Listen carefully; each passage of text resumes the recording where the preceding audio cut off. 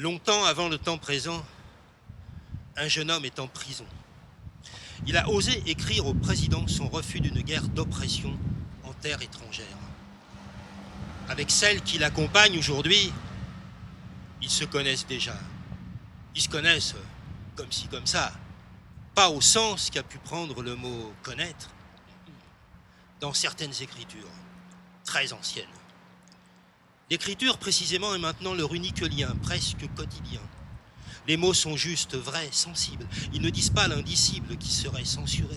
Ils disent le courage et la patience, l'avancée prodigieuse de la science, les splendeurs de l'art et de la littérature, la beauté des sites, l'amitié, le partage, le rejet de la chape d'injustice et les petits bonheurs qui s'échappent et surgissent dans les interstices. Mais un mauvais jour, le régime se durcit. La règle se fait plus rigide. Notre prisonnier désormais ne peut plus recevoir de courrier que de ses pères et mères, frères et sœurs, épouses qu'il n'a pas, à la rigueur fiancée qu'il n'a pas d'avantage.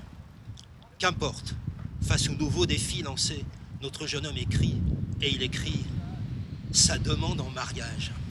Je ne vous raconte pas comment pendant 10 jours il tourne comme un lion en cage, ni à quel point sa joie est sans limite quand lui parvient le doux message.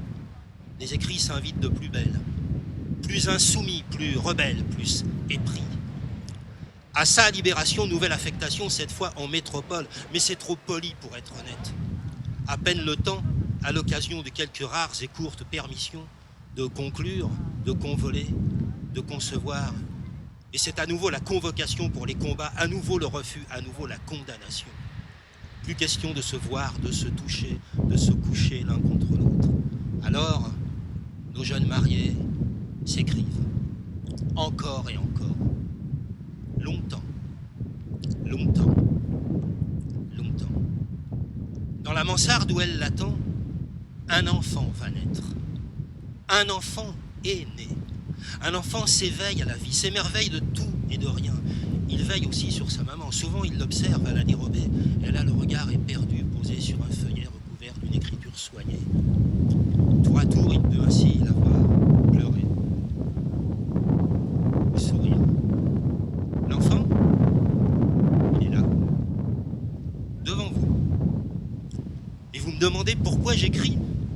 Mais l'écriture, je lui dois la vie.